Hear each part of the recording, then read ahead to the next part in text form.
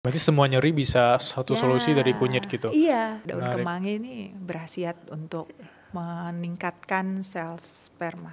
Mereka tuh sulit untuk turun berat badan padahal udah olahraga gitu. Terus solusinya yang paling instan, kata-katanya susu kental manis. Iya. Susunya tuh apa? Nggak boleh sekarang dibilang susu, karena itu bukan susu. Halo semuanya, kembali lagi di podcast Suara Berkelas. Hari ini bagi teman-teman yang sedang ada masalah dengan kesehatan, aku ajak Dr. Yanti. Selamat datang dokter. Selamat datang. Sekarang dokter lagi tren teman-teman di sepantaran aku ya. Cuci darah dok. Ngeri ya? Ada yang diabetes juga. Padahal masih 25-an, tapi pembahasannya udah penyakit. Kira-kira menurut dokter, problem terbesar anak-anak di usia aku dan seusia teman-teman Suara Berkelas, kenapa ya gampang sakit ya dok? Iya, mengerikan ya. Di usia yang harusnya masih produktif, tapi langsung dikena penyakit yang nggak expect gitu. Yeah. Biasanya usia lanjut. Hal ini tuh terjadi karena fenomena pergeseran lifestyle. Kita nggak ada pungkiri ya. Ternyata pergeseran lifestyle itu sangat merubah pola penyakit juga. Penyakit gagal ginjal yang menyebabkan seseorang harus cuci darah. Itu bukan sekonyong-konyong, tiba-tiba terjadi. Tetapi ini merupakan sebuah proses perburukan dari gejala-gejala yang timbul akibat dari kerusakan ginjal. Sekarang kalau kita bahas apa sih tugasnya ginjal di tubuh kita gitu. Jadi ginjal itu kan fungsinya sebagai organ untuk memfilter darah kita yang berisikan berbagai macam senyawa metabolit, hasil dari metabolisme tubuh. Sementara apa yang kita masukkan ke dalam tubuh kita itu sangat mempengaruhi hasil akhir dari sisa metabolit.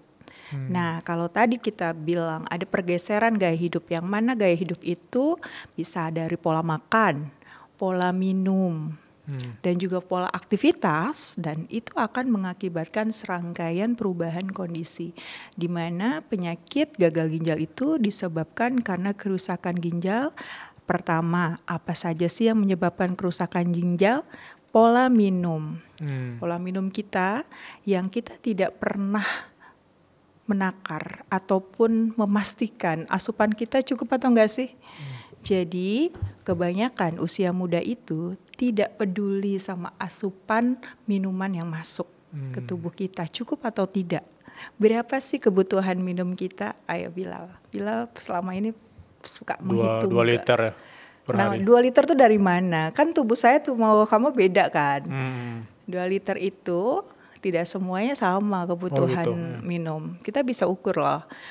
Ada teori yang mengatakan bisa menggunakan rumus 40 cc per kilogram berat badan.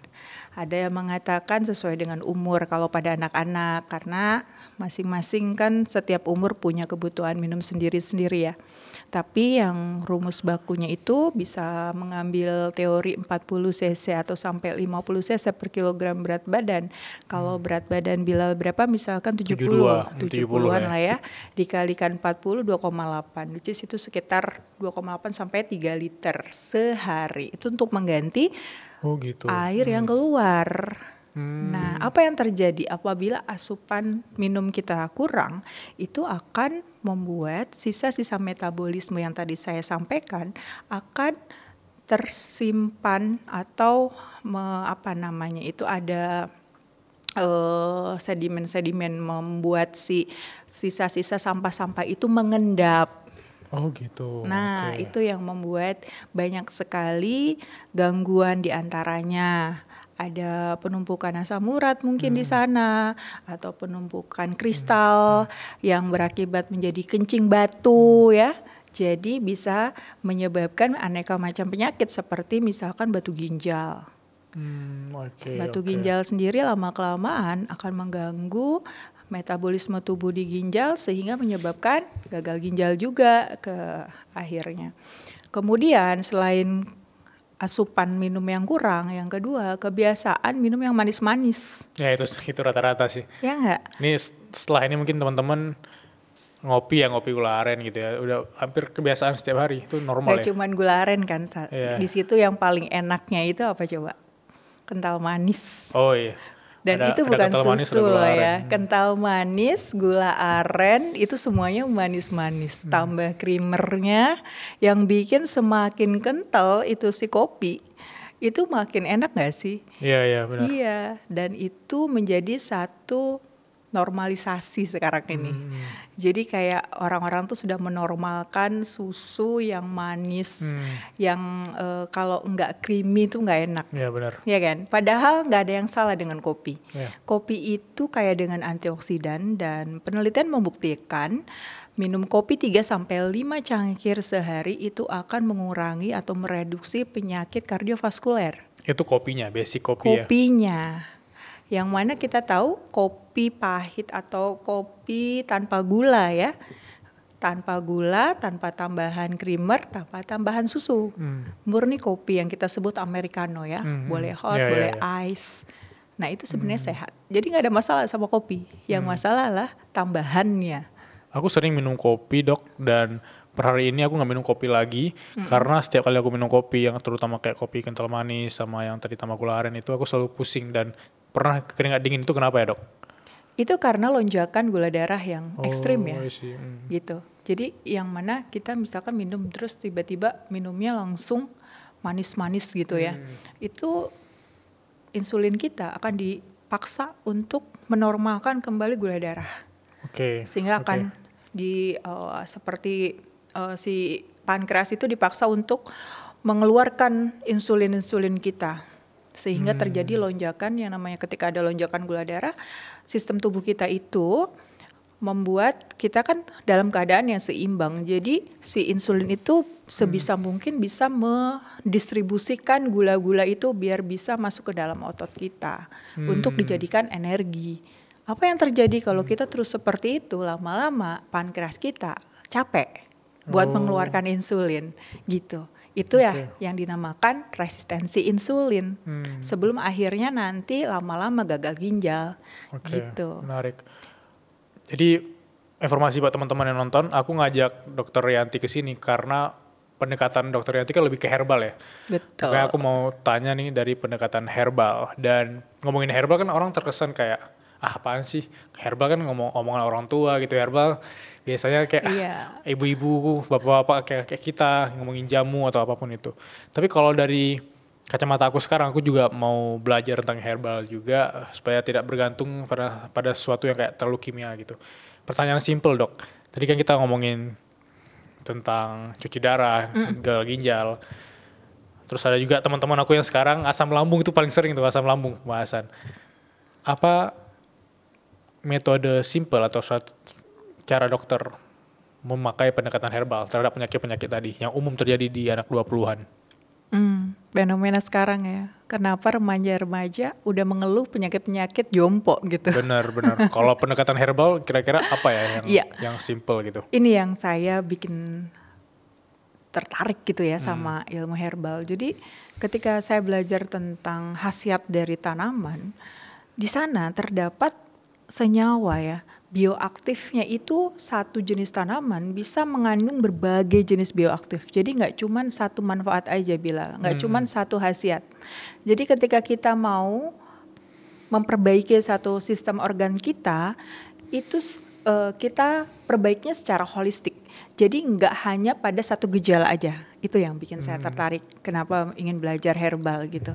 Sedangkan kalau kita sebutlah obat konvensional atau Bilal sebut obat kimia. Meskipun saya nggak terlalu setuju kenapa dibedakan obat kimia sama obat herbal.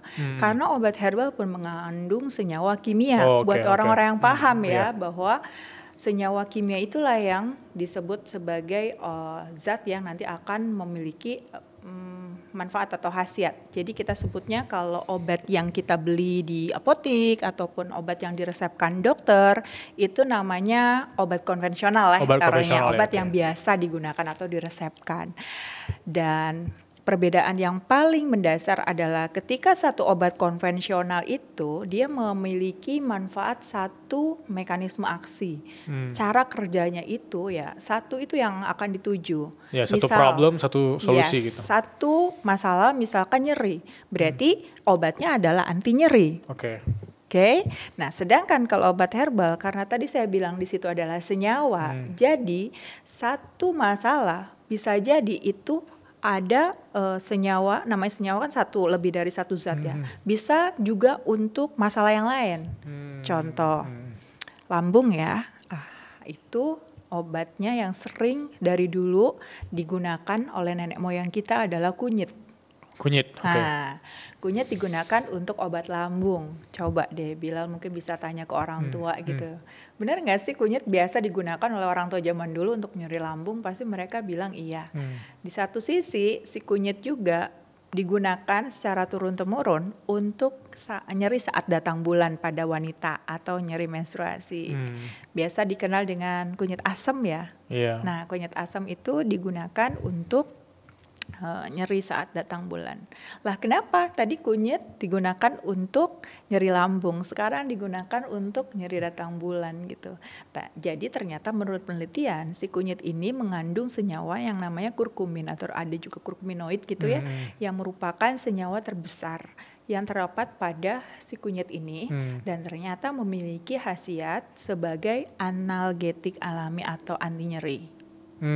Sebagai anti-inflamasi atau anti radang gitu. Berarti semua nyeri bisa satu solusi dari kunyit gitu? Iya, dulu waktu saya belum belajar herbal, saya pikir ya Menarik. Kunyit asam itu ya buat cewek gitu ya, buat datang bulan gitu. Ternyata sakit gigi juga bisa dong berarti ya, sakit kepala juga bisa dong ya, karena mekanisme aksinya adalah sebagai analgetik. Oke, ini pertanyaan agak silly sih dok, maksudnya kalau ada kan minuman tuh yang untuk datang bulan yang diminum oleh wanita kan ada kunyitnya. Kalau pria minum itu nggak apa-apa kan? Iya nggak apa-apa, cuman kan itulah branding ya. Branding. Kekuatan the power of branding kalau ternyata si kunyit ini untuk datang bulan gitu kan di brandingnya. Padahal berangkat dari tadi yang khasiat dari kunyit itu sendiri sebagai anti nyeri dan anti radang. Jadi apapun masalah peradangan bisa loh kita coba dengan kunyit gitu. Peradangan tuh contohnya apa aja coba? Misalkan radang, kan radang itu salah satu gejalanya ada nyeri, ada bengkak, bahkan demam itu juga salah satu tanda peradangan yang secara sistemik atau secara umum terasa di badan itu demam, bisa juga dengan kunyit, gitu. Oke, menarik. Sakit gigi juga bisa ya radang gigi gitu? Iya, salah satunya biasanya terjadi peradangan gusi kan. Oke. Gitu. Mungkin tadi kan terkesan kayak umum banget ya kunyit gitu. Pengolahan secara herbalnya yang bisa kita bikin di rumah apa? Misalnya apa kunyit pakai air putih atau apa untuk menghadapi nyeri-nyeri tadi dok? Yang paling gampang kita bisa gunakan beberapa cara. Yang pertama diparut. Oke. Ya, orang tua zaman dulu sering kali memarut untuk nyekok anaknya. Nyekok itu pernah nggak nyobain? Jadi diparut, ambil airnya, kayak satu sloki gitu, buat diminum langsung untuk meningkatkan nafsu makan. Kulitnya diparut juga nggak? Kulitnya bisa, yang penting dicuci bersih. Untuk meningkatkan nafsu makan, biar anaknya mau makan. Sorry, gitu. Pantesan tadi ada kata-kata kayak kurkumin gitu ya. Kan waktu kecil kalau nggak nafsu makan ada kayak kurkuma gitu kalau nggak salah ya. Iya gitu ya, bisa didapatkan dari kunyit maupun temulawak. Cuman kan temulawak agak-agak ada pahitnya ya. Gitu, biasanya kalau nggak kunyit sama temulawak tuh dicekok namanya. Cekok tuh dipaksa untuk minum. Biasanya anak tuh jadi mau makan atau mau makan banyak gitu. Tapi kalau misalnya anak tadi itu lagi nyeri, terus dia juga nggak nafsu makan, pakai itu doang juga bisa kan? Bisa. Oh, gitu. Berarti ya, aku bayang 1, 2, 3 problem bisa satu solusi. Iya, itu diperas ya atau diparut ya. Kemudian yang kedua diseduh, bisa juga. Jadi setelah dicuci tuh kunyitnya dipotong-potong, dirajang-rajang, kemudian diseduh pakai air panas. Air panas aja 90 derajat atau 100 derajat gitu. Kurang lebih didiamkan 10-15 menit, lalu diminum. Boleh ditambahin gula merah secukupnya atau madu. Biasanya sih sekalian nambahkan madu ya pada saat sudah mau dingin gitu, enak loh pakai madu. Terus yang ketiga itu direbus atau secara herbalnya namanya infusa. Infusa itu adalah metode ekstraksi sederhana untuk memindahkan khasiat dari tanaman, bioaktif dari tanaman ke media air sehingga airnya bisa berkhasiat kalau kita minum gitu. Nah, dulu cara emang sering sih menyeduhnya, orang tua kayak godokan gitu direbus ya. gitu ya. Godok. Jadi digodok itu kurang lebih 15 menit ya dengan api kecil dan kita rebus airnya dulu sampai mau mendidih baru tuh masukin si kunyitnya. Tunggu 15 menit dengan api kecil baru disaring gitu caranya. Jadi 3 metode sederhana itu insya Allah bisa untuk memindahkan si zat aktif yang terdapat pada kunyit ke dalam media air ataupun yang kita bisa langsung minum dari air perasannya gitu. Oke. Tadi sebelum podcast ada pertanyaan menarik dari tim aku Tasya. Dia bilang kalau selama ini kan ibu dia ketika lihat dia lagi migrain dan dia tiba-tiba langsung kepikiran untuk beli obat konvensional tadi, ibu bilang mending herbal atau apa gitu. Tapi kan kebiasaan orang-orang sekarang kan ya ketika sakit kepala atau tiba-tiba migrain atau pusing itu kan langsung kayak beli obat atau ambil obat yang emang selama ini yang konteksnya konvensional tadi. Kalau misalnya studi kasusnya aku nih lagi migrain atau pusing terus nggak sempat beli obat, adanya tuh bahan-bahan herbal di dapur, action plan pertama aku harus ngapain dong? Gitu ya. Penasaran. Ya, itulah yang aku pengen ajak generasi-generasi muda untuk menggunakan bahan alam dari lokal gitu ya, yang ada di sekitar kita untuk self care. Lebih ke bagaimana menjaga kesehatan kita sehari-hari. Gak usah jauh-jauh herbal yang ada di dapur. Coba lihat, tengok ada apa? Ada jahe. Jahe itu juga memiliki anti nyeri yang lumayan kuat ya. Dia bisa ngurangin nyeri kepala atau migrain tadi. Dia juga bisa ngurangin nyeri pegel-pegel tubuh kita. Atau bahkan nyeri saat kita bengkak. Misalkan kebentur lah, jatuh lah, kesleo lah. Ini jadi salah satu upaya atau P3K kita yang bisa kita gunakan untuk mengatasi keluhan-keluhan ringan seperti itu. Nah masalahnya anak-anak muda ini pada tahu nggak? Iya, edukasinya belum tahu ya. Atau Maisena wah ini kayak tuaan banget dah. Iya, maksudnya benar nggak sih gitu kan? Intinya mereka belum yakin, belum percaya. Nah makanya tadi di awal saya bilang bahwa tanaman obat itu atau tanaman herbal itu punya zat aktif loh, yang menurut penelitian itu berkhasiat. Nah sekarang kita pelajari masing-masing khasiatnya. Oleh karena itu ya saya coba mengedukasi di media sosial untuk menyampaikan ke generasi-generasi muda gitu maupun milenial gitu ya, yang mungkin zaman-zaman saya sekarang udah jadi ibu, udah jadi bapak, ya kan? Udah jadi karyawan yang mereka itu perlu untuk tetap sehat, tetap produktif. Gak usah jauh-jauh mikirnya, gak usah apa-apa harus dibeli. Coba gunakan dulu yang ada di rumah. Khususnya yang ada di dapur deh. Lu lihat apa? Ada jahe, ambil. Gunakan dulu. Untuk ngurangin misalkan gak enak badan. Untuk ngurangin flu.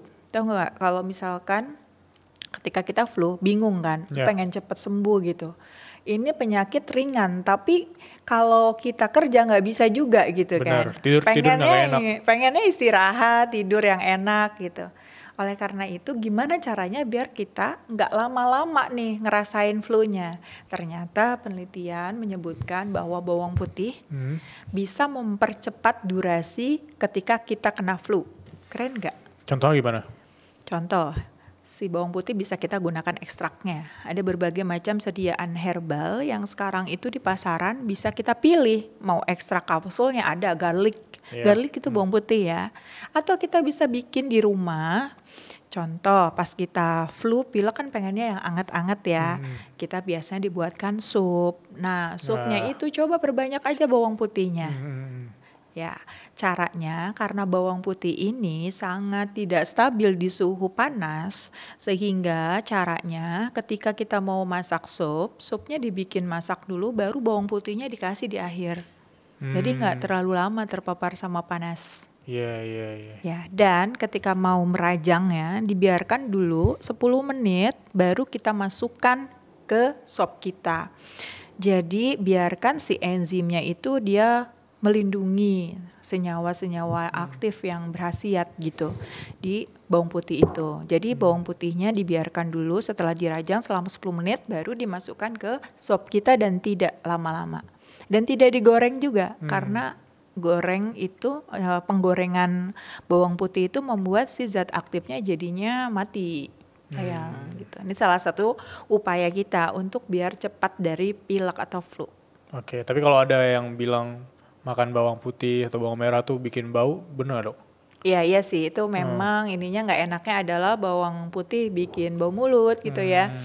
Bisa diatasi dengan kita juga makan daun kemangi. Oke, berarti ya kan? ada problemnya, ada penawarnya. solusinya lagi. Ya, Oke, begitu maksudnya. Atau kita bisa bakar sebentar si bawang putihnya, lalu masukin ke dalam sop kita. Itu Tapi kalau biasa. dibakar nggak hilang khasiatnya? Enggak, kalau pembakaran itu nggak terlalu banyak hilangnya dibandingkan sama Digoreng, penggorengan. ya. Ya. Metode penggorengan. Jadi biasanya makanya orang-orang Korea sana ya kalau mau lagi barbekyuan gitu, mereka itu kan memanggang daging terus ditambahkan bawang putih juga ya kan, bawang bombay juga. Kenapa? Itu sebagai antioksidannya. Karena sebetulnya ketika kita memanggang ada zat arang, dan zat arang itu menimbulkan resiko karsinogenik, memunculkan senyawa-senyawa kanker di dalam tubuh kita. Sehingga penawarnya adalah bawang putih tadi. Oke. Gitu. Tadi aku malah mikir kalau sebenarnya di kehidupan kita yang sekarang, kita nggak aware kalau itu ada khasiatnya. Nah, Mungkin kalau aku nanti malam makan nasi uduk, aku nggak tahu fungsi daun kemangi ternyata bisa menghilangkan bau Iya, mulut. nggak sedap. Aku keren cuma daun kemangi ya, cuma penghias saja. Dan daun kemangi itu bisa menyuburkan punya sperma laki-laki. Oh iya. Iya, gitu. Dan bagus untuk yang pengen program hamil ya, suami istri gitu. Nah, daun Menarik. kemangi ini berkhasiat untuk meningkatkan sel sperma pada laki-laki. Mungkin tukang pecel lele juga nggak sadar itu khasiat daun kemangi itu bisa untuk sperma loh. Dia atau ntar setelah pulang ini aku bakal ketemu ada tukang pecel lele dekat rumah ya, jadi aku edukasi. Iya. Terus juga aku ingat dok, karena dokter bilang tadi, ini podcast yang menurut aku berbeda banget karena ternyata selama ini kita tahu tapi kita nggak aware khasiatnya gitu. Iya. Aku ingat waktu kecil aku main bola dan aku sering kalau main bola tuh di sini biru, di sini bengkak kebentur. kayak. Terus kakek aku, almarhum kakek aku bilang beli buah pala gitu ya. Iya. Bener gak sih dok? Kayak, Buah pala. Ya buah pala. Ya kalau nggak salah buah pala namanya. Buah pala terus diapain gitu sama pakai batu. Tiba-tiba kan pakai air dan batu di apa namanya? Diulek gitu. Terus ditempelin ke luka aku, tiba-tiba birunya yang kembungnya ini bisa Jadi dia nipis. memiliki anti perdarahan, Aku baru sadar anti itu. radang Iya. ya, anti radang. Ngomong-ngomong, biji palanya itu juga bisa untuk obat susah tidur loh. Oke. Jadi ambil setengah biji pala, digeprek, diseduh ataupun direbus seperti yang tadi aku bilang. Ditaruh di mana? Di gelas, Minum. diminum airnya. Oke, buat teman-teman yang insomnia di luar sana. Ya, itu adalah resep untuk insomnia. Oke. Gitu.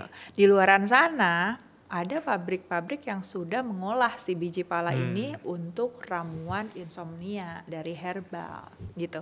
Jadi sekarang ini udah zaman modern ya.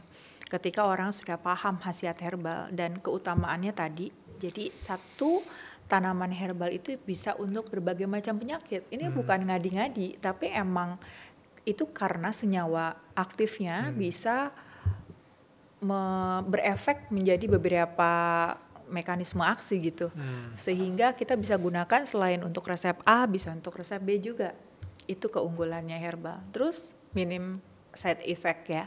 Karena apa? Itu tadi dari bahan alam. Terus juga kalau kita tepat penggunaannya, side effect-nya minimal, bahkan tanpa side effect gitu. Kecuali kalau kita tidak tahu cara ngolahnya, bahkan tidak tahu tanaman apa asal-asalan, nah itu yang seringkali orang mendapatkan manfaat buruk, bukan manfaat ya, tapi Dampaknya. akibat buruknya gitu ya. Sebenarnya karena ketidaktahuannya mereka gitu loh maksudnya. Makanya aku pengen ngajak, yuk anak-anak muda belajar lagi gitu. Khasiat-khasiat tanaman lokal kita yang kita bisa gunakan sehari-hari untuk meminimalkan resiko kesehatan ya. Yang sebelum kita beli, kenapa enggak sih kita gunakan yang ada dulu gitu. Yes. Tapi dok, aku notice gak cuma ngomongin tentang penyakit kayak lambung, diabetes, atau cuci darah tadi. Aku notice juga banyak teman-teman aku tuh yang ngeluh dengan berat badan dan mereka tuh sulit untuk turun berat badan padahal udah olahraga gitu. Terus solusinya yang paling instan, teman-teman aku ya konsumsi obat konvensional yang kadang tuh supaya mereka mules, supaya buang air lebih lancar, segala macam. Apakah itu bahaya dok? Secara instan ya, kita ngomongin instan kan bisa jadi makanan instan, minuman instan, obat instan. Dan kalau itu bahaya, apa solusi herbal yang menurut dokter? Yang bisa diterapin sama semua orang yang lagi problem dengan nurunin berat badan. Nah obesitas tuh ya, itu juga salah satu faktor resiko cuci darah tuh akibat dari obesitas itu ya. Tadi efek dari kita sering kali minum yang manis-manis itu akan berdampak pada obesitas gitu. Ya kalau memang cara instan seperti tadi emang cepet ya. Banyak kok obat-obat konvensional yang intinya dia meningkatkan metabolisme, meningkatkan jumlah cairan yang dikeluarkan sehingga bisa turun berat badannya.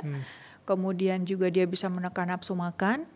Cuman karena obat konvensional ini biasanya disertai dengan side effect-nya gitu. Pasti ada ketentuannya tuh di label kemasan gitu kan. Kemungkinan yang gejala yang timbul begini. Oleh karena itu harus menggunakan resep dokter. Oleh karena itu harus direkomendasikan oleh dokter. Sehingga mendapatkan pengawasan, mendapatkan evaluasi. Jangan sekali-kali membeli tanpa rekomendasi dokter untuk obat konvensional. Silakan konsultasi ke dokter gizi atau ke profesional ya, sehingga bisa diaturkan, bisa diresepkan dengan bijak. Kemudian kalau misalkan ada penyalahgunaan, tetap kekeh gitu ya. Soalnya banyak juga di online gitu. Obat herbal dari luar negeri nih 7 hari langsing gitu. Jualnya jual hasil ya. Nah biasanya itu ada tambahan BKO-nya, bahan kimia obat yang diselundupkan ke dalam kapsul ekstrak herbalnya. Memang ada beberapa herbal, tapi biasanya obat herbal tidak akan bekerja instan seperti itu.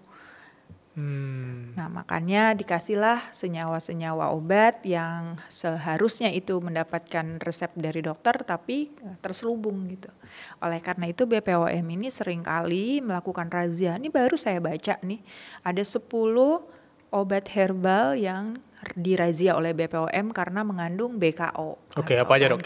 Kita spill di sini 10. Silakan dicek ya di website resminya BPOM. Jadi jangan mau percaya sebelum cek atau klik label kemasannya. Klik nomor registrasinya dari BPOM karena BPOM itu melindungi konsumen Indonesia banget loh gitu.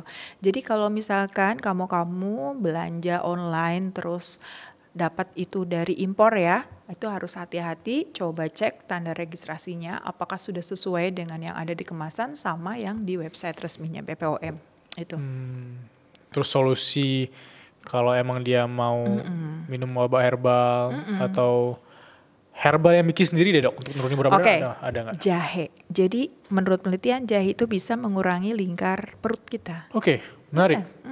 Ini ada penelitian sekelompok bapak-bapak yang dikasih minum jahe pagi-pagi, ternyata membuat dia itu jadi males makan atau males ngemil-ngemil gitu. Jadi ketika makan pagi ya udah jadinya makan siang. Biasanya kan ada brunch gitu ya.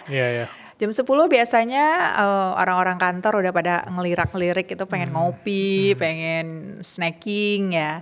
Tapi ternyata si jahe ini bisa loh mengurangi nafsu makan. Gitu. Itu penelitiannya bahkan setelah diukur nih ya, lingkar perutnya bisa berkurang. Dan juga berat badannya juga bisa berkurang. Kemudian teh hijau.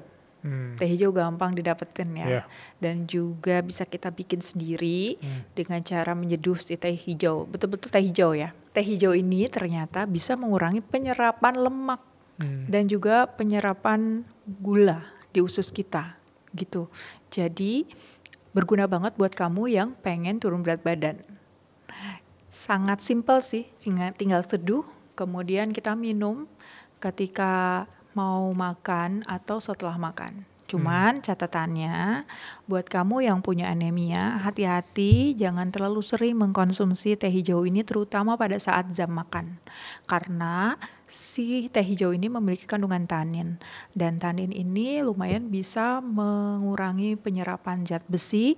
Jadi buat kamu yang anemia nanti tambah anemia kalau terlalu sering minum teh hijau apalagi pada saat jam makan. Gitu. Kalau matcha boleh ya?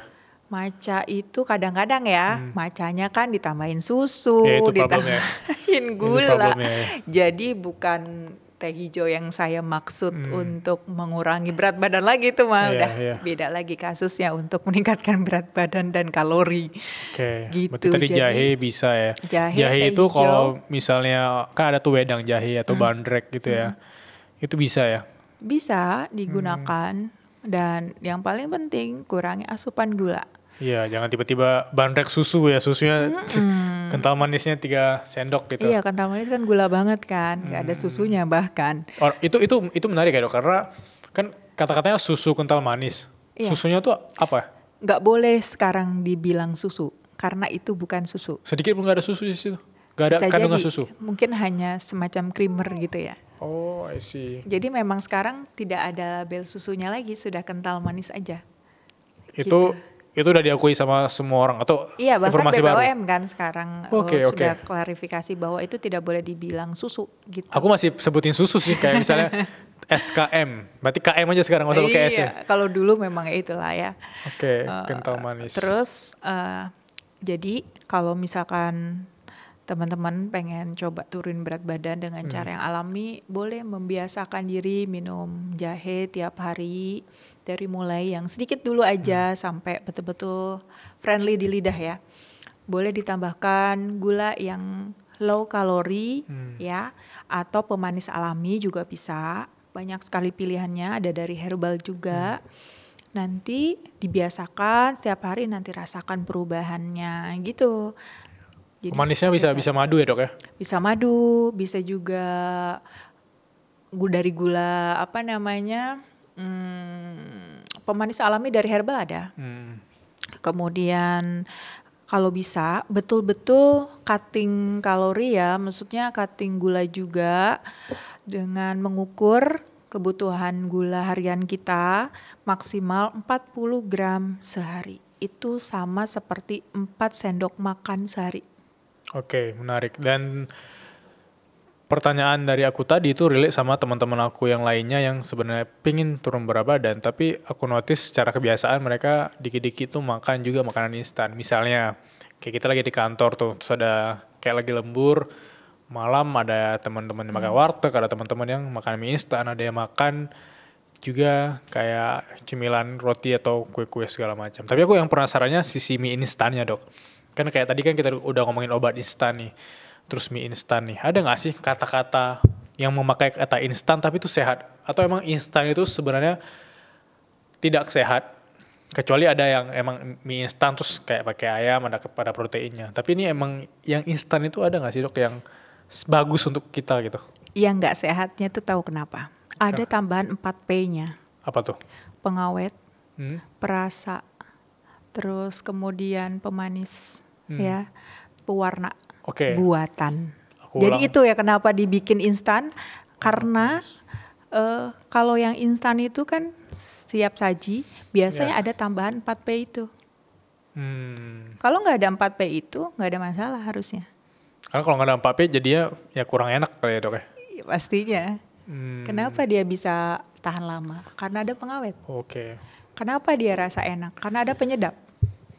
Gitu. Jadi selama kita bisa mengkondisikan yang instan itu tidak menggunakan 4P tadi, nggak ada masalah. Kita bisa bikin inovasi ya. Kalau kita makan mie instan tapi nggak pakai pengawetnya, nggak pakai kayak micin-micinnya itu, mie instan doang kita rebus terus kita combine sama sayur sama ayam itu gimana?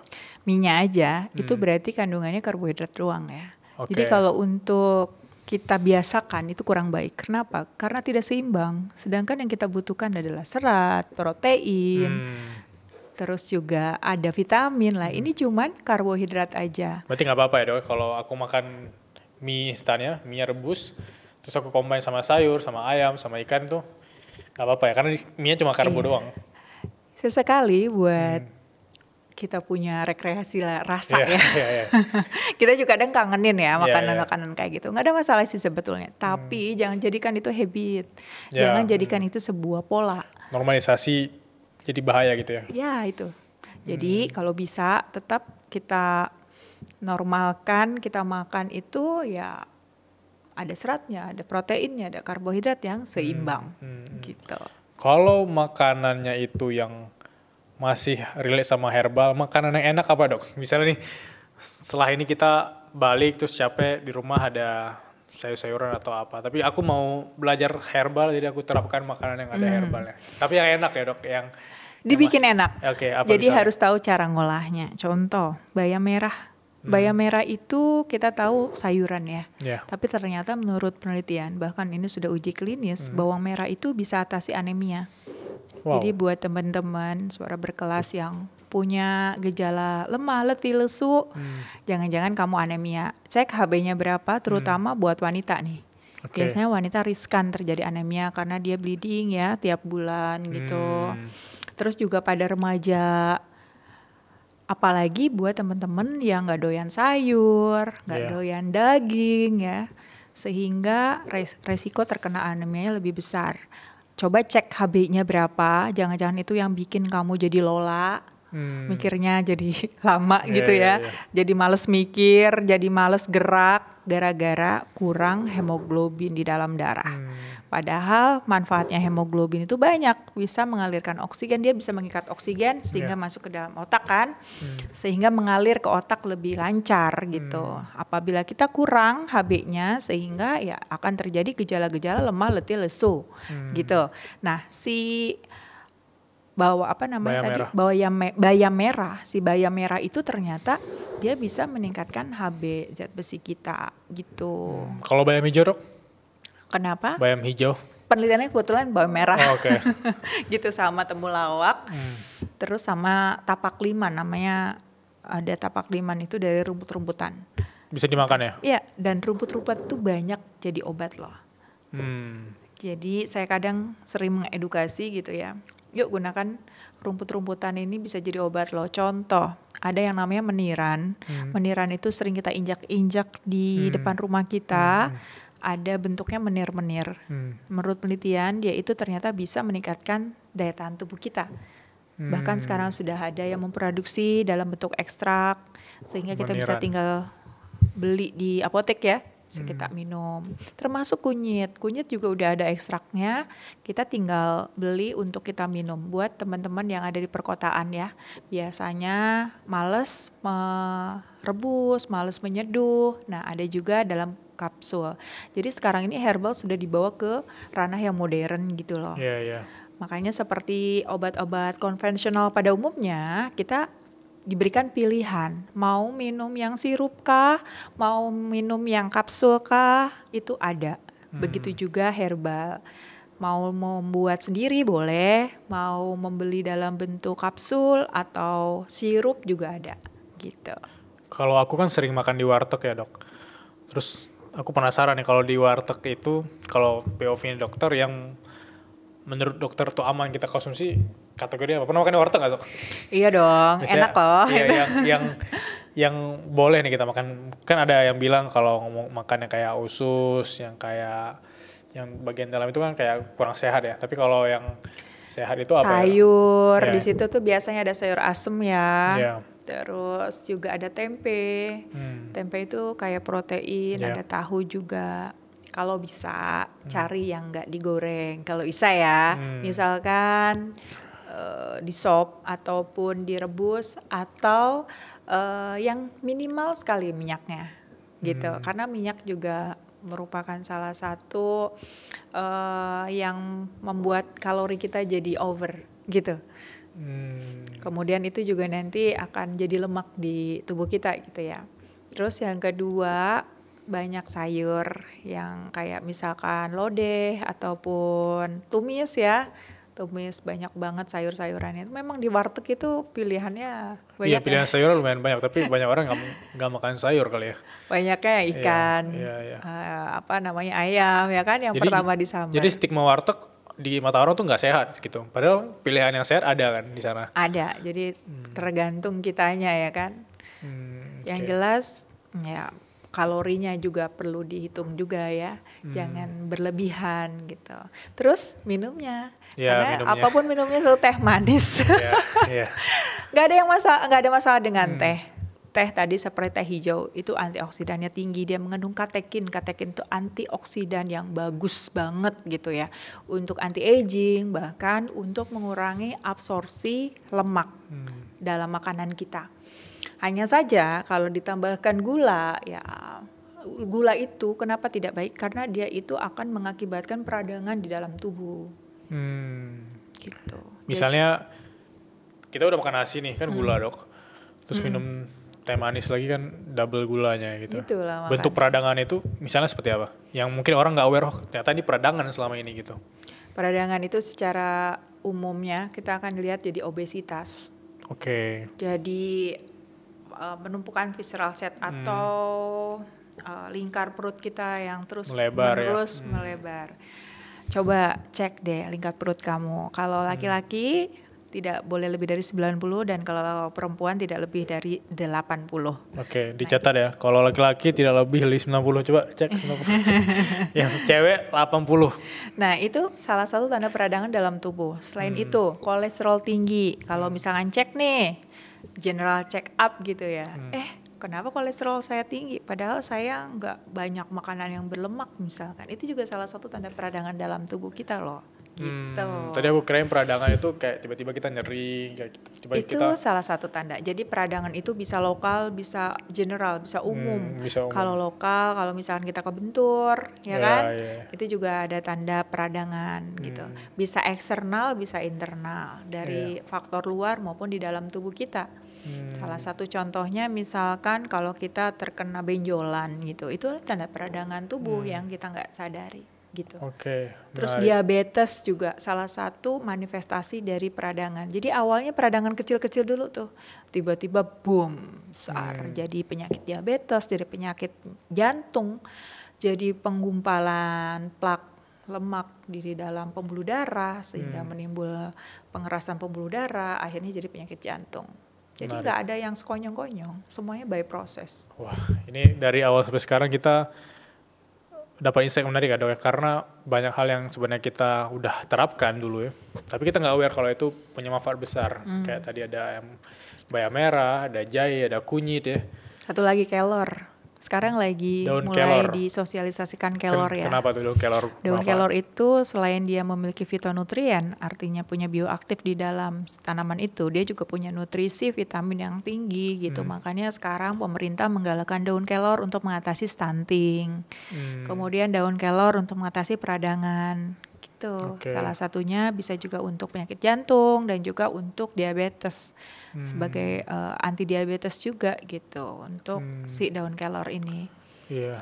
Oh iya dok, aku dulu waktu kecil ingat dulu mama aku tuh ada nanam daun binahong depan rumah. Itu manfaatnya apa? Anti peradangan. Iya. Anti peradangan, anti inflamasi, dan dia juga untuk obat luka. Oh iya bener. Iya, dulu karena luka aku pakai binahong terus ditumbuk dikit, tumbuk terus gitu. dibobok gitu.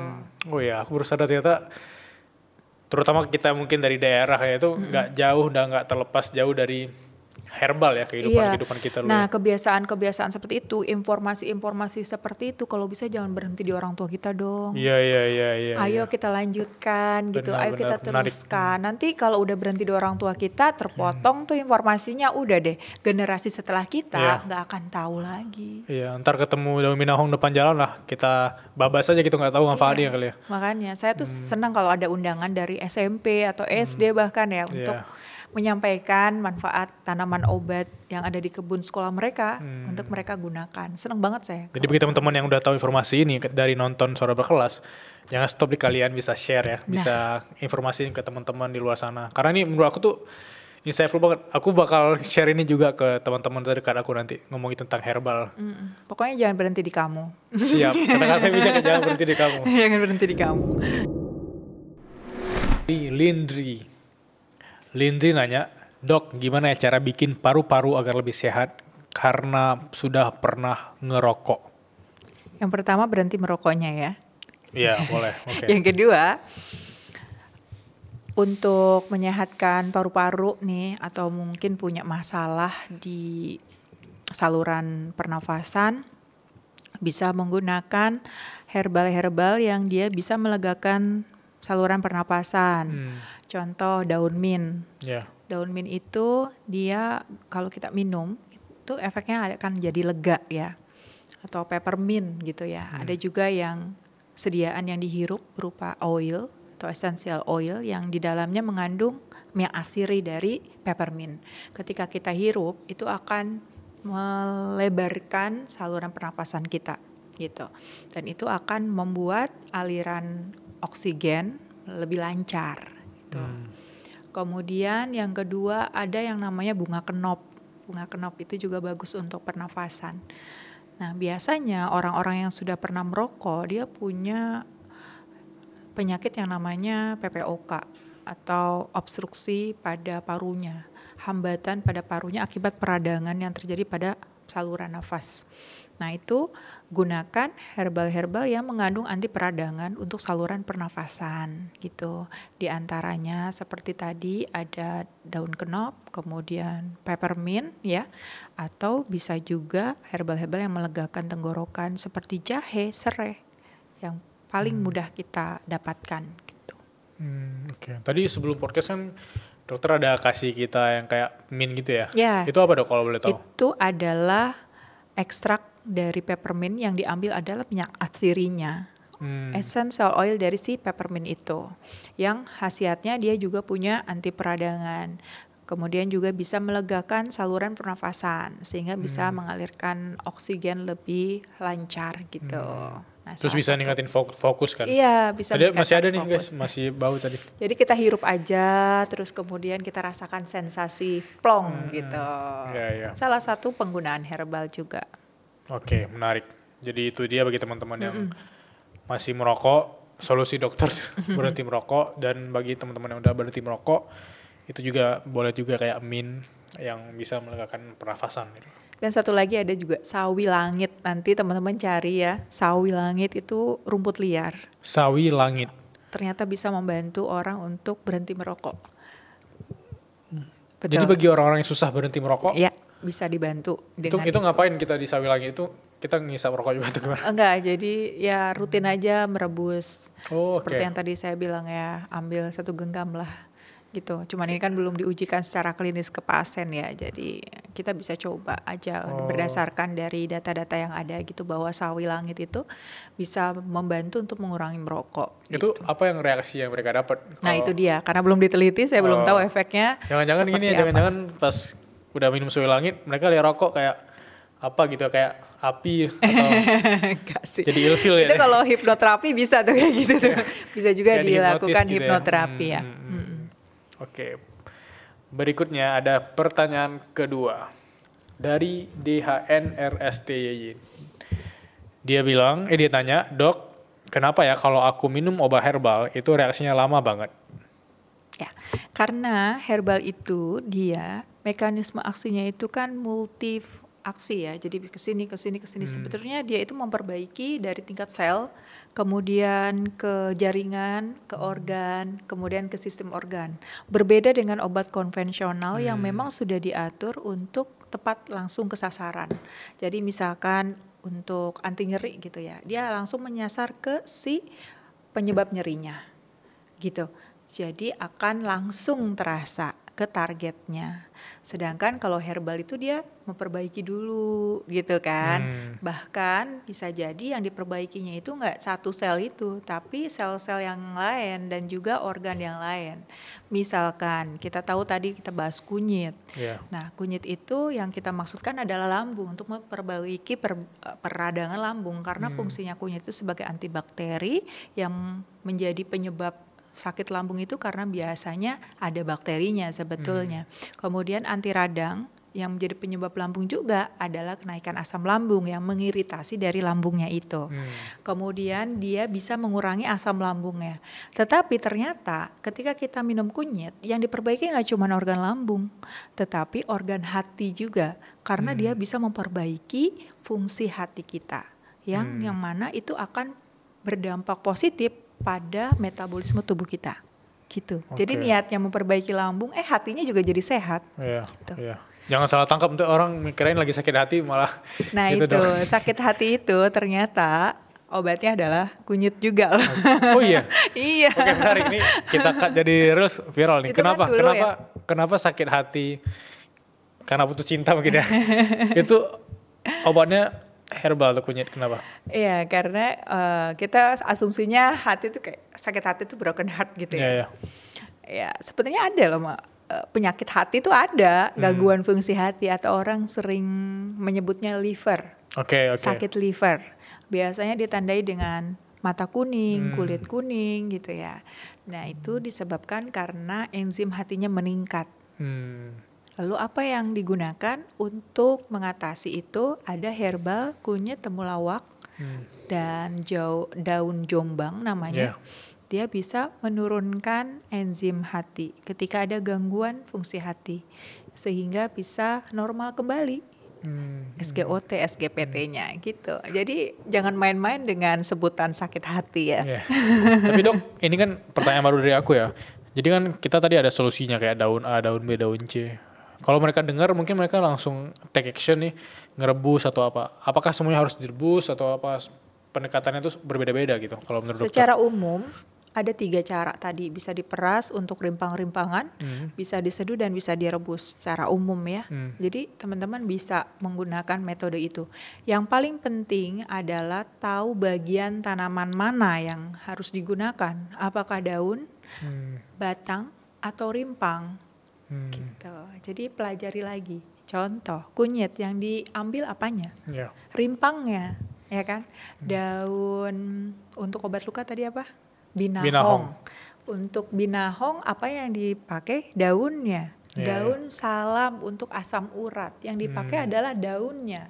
Teman-teman bisa gunakan daun kering maupun daun yang basah. Ambil 7 lembar daun salam untuk asam urat. Direbus dengan 1 liter air selama 15 menit. Diminum 3 kali 1 gelas. Jadi coba. Menarik. Semua ada solusinya. Aku mau ke pertanyaan ketiga. Dari Zahir. Kak, gimana ya kalau aku susah tidur? Dan aku juga sekarang lagi belajar obat herbal untuk diabetes. Soalnya susah tidur, diabetes gitu. Dan plus kasih dong fakta-fakta atau mitos herbal tentang kesehatan. Panjang juga nih pertanyaannya. Jadi dia tanya susah tidurnya, herbal apa, dia lagi belajar tentang diabetes kali ya. Mungkin susah tidur kan ada relate juga sama diabetes. Susah tidur malah orang ngemil malam ya. Terus malah gemuk dan pengaruh ke diabetes. Terus dia juga mau tahu nih mitos-mitos herbal. Susah tidur biasanya kenapa sih? Kebanyakan nih anak-anak muda usia 20-an, 30-an gitu. Karena overthinking. Mikirnya udah kejauhan. Apa-apa dipikirin. Akhirnya gak bisa tidur gitu. Insomnia. Atau kebiasaan. Mereka biasa mengerjakan apa-apanya di malam hari. Dengan alasan bisa fokus, gak banyak yang ganggu gitu ya. Alhasil mereka menggeser waktu tidurnya. Dan itu berakibat kepada metabolisme tubuh yang berantakan. Lalu apa yang kita gunakan adalah herbal-herbal yang fungsinya merilekkan organ-organ tubuh kita. Sebagai muscle relaksan, melemaskan otot-otot tubuh. teman-teman bisa gunakan yang pertama bunga Bunga lavender. lavender. Yang pertama adalah bunga lavender.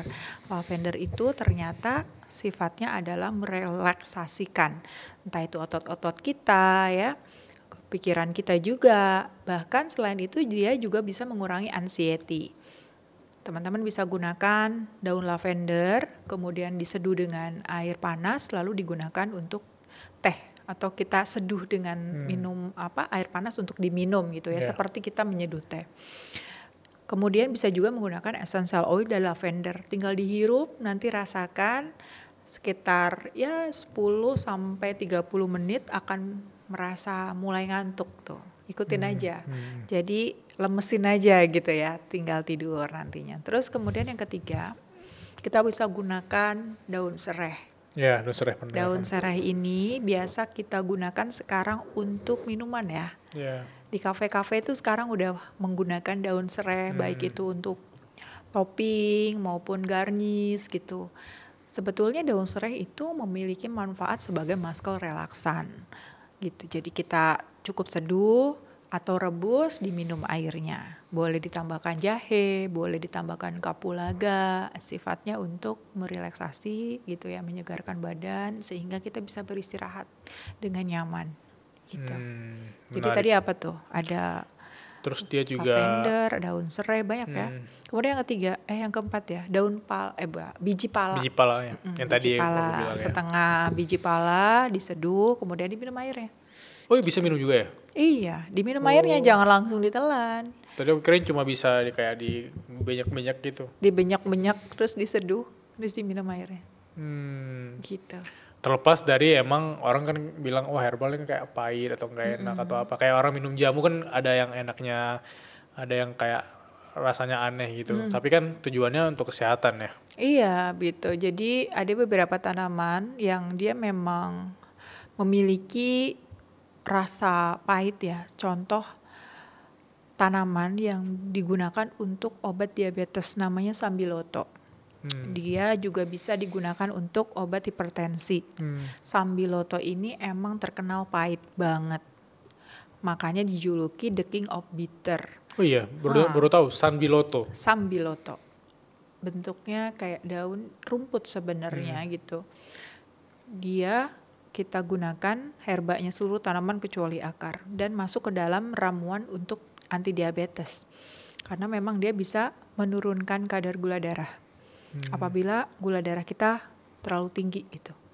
Nah, orang-orang zaman dulu udah paham obatnya kencing manis ya minum pahitan. Di dalam ramuan pahitan itu ada diabetes. Makanya mbok-mbok jamu itu dia jual loh jamu pahitan ya. Nah, di dalamnya ada sambiloto, ada brotowali yang gak kalah pahitnya juga ya. Kemudian ada tambahan yang lain, rempah-rempah yang lain gitu. Nah, biasanya orang paham nih, ternyata obatnya dari si kencing manis ini justru yang pahit-pahit gitu.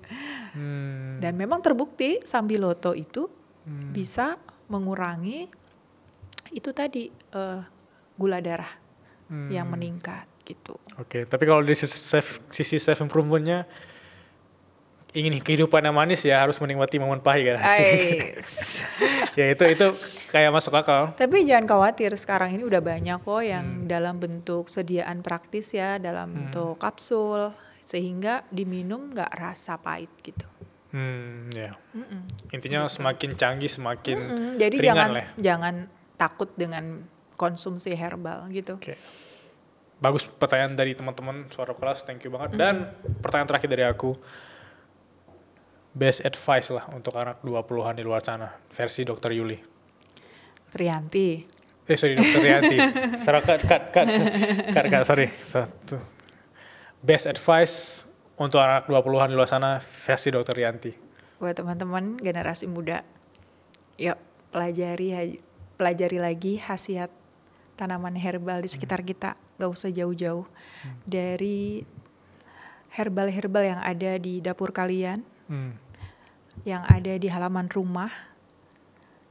Dengan kita mempelajari itu, siapa tahu itu menjadi warisan yang tak ternilai untuk generasi kita selanjutnya. Sehingga generasi kita yang akan datang tidak akan melupakan sejarah nenek moyang kita. Siapa tahu itu bisa menjadi andalan kita nantinya. Menggunakan rempah-rempah, menggunakan herbal akan menjadi satu pelindung buat tubuh kita tetap sehat tanpa obat. Yuk gunakan apa aja yang ada di rumah, dari mulai jahe, kencur, serai, untuk kesehatan kita sehari-hari, untuk self-care, menjaga kesehatan kita dari rumah. Gitu. Keren. Jadi nggak cuma dari sisi kesehatan, makanan, minuman, juga pola hidup sehat, olahraga juga penting ya dok ya. Dan minum minuman yang menyehatkan tubuh, itu tadi, dari rempah ataupun dari herbal. Mulai normalisasi ya. Iya, kayak dibikin lifestyle gitu loh, kan keren. Keren ya. Dan sekarang ini sudah banyak meluas ya, kafe-kafe herbal yang menyajikan minuman-minuman yang enak. Sudah ada di kota-kota besar, bahkan ada beberapa yang sudah saya kunjungi dan dijadikan konten di TikTok saya sama di Instagram. Di situ banyak sekali disajikan minuman-minuman yang enak-enak, gak kalah sama minuman kekinian sekarang. Tujuannya emang mengenalkan minuman herbal ini ke generasi milenial gitu. Iya, aku baru sadar ya. Aku nggak notice kalau ada coffee shop khusus jamu gitu ya. Iya, jamu shop gitu ya, keren juga ya. Jangan salah, boba itu bisa diganti dengan puding kunyit. Serius, betul. Keren. Harus dicoba ya. Siap, Bilal. Ntar aku minta alamatnya. Thank you banget dokter atas waktunya. Terima kasih teman-teman. Kita belajar banyak hari ini, aku belajar banyak. Aku bakal share ini ke teman-teman aku. Orang tua aku juga harus nonton ini. Dan ya, sehat terus dokter Yanti. See you semuanya. Semoga bermanfaat ya.